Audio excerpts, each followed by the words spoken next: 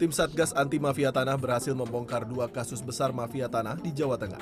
2 kasus yang ada di Grobogan dan Semarang ini pun memiliki modus yang berbeda, yakni pemalsuan akta otentik dan penipuan disertai penggelapan dalam jual beli kapling tanah.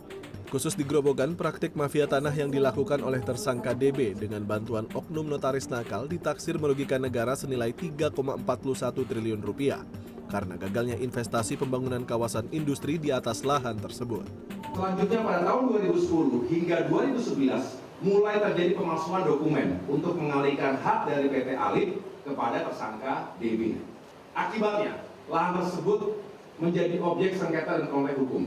Padahal di lahan itu yogianya akan dikembangkan sebagai kawasan industri. Betul ya? Baik untuk pembangunan infrastruktur reservoir, jaringan pipa, maupun pembangunan sejumlah pabrik. Untuk itu dengan terungkapnya kasus ini, maka kami menyelamatkan potensi kerugian masyarakat dan negara sebesar kurang lebih 3,41 triliun rupiah. Nilai itu kami hitung berdasarkan terhambatnya rencana investasi, termasuk rencana pembangunan kawasan industri.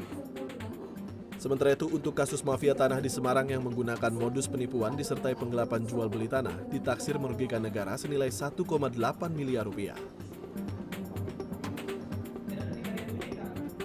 Praktisi hukum Deo Lipa Yumara mempertanyakan kinerja Kementerian Energi Sumber Daya Mineral lantaran menilai masih maraknya pertambangan batu bara ilegal di Kutai Kartanegara, Kalimantan Timur yang dikuasai oleh investor asing dengan memperdayakan warga lokal.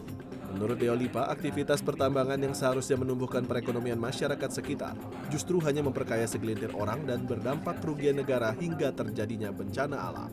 Jadi tentunya di belakang mereka adalah pengusaha-pengusaha asing.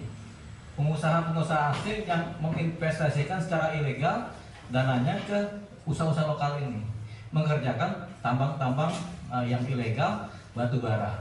Kemudian diambil, masuk ke titik ilegal, dikirim secara ilegal. Nah, ini siapa yang salah? Tentunya yang salah adalah pemerintah, karena pemerintah tidak melakukan pengawasan dan kontrol. Khususnya siapa? Khususnya adalah Kementerian Sumber Daya Mineral. Deo Lipa menyayangkan proyek pembangunan ibu kota negara yang berlokasi tak jauh dari lokasi penambangan ilegal, tak membuat aktivitas pertambangan ilegal terhenti. Tim Liputan CNN Indonesia.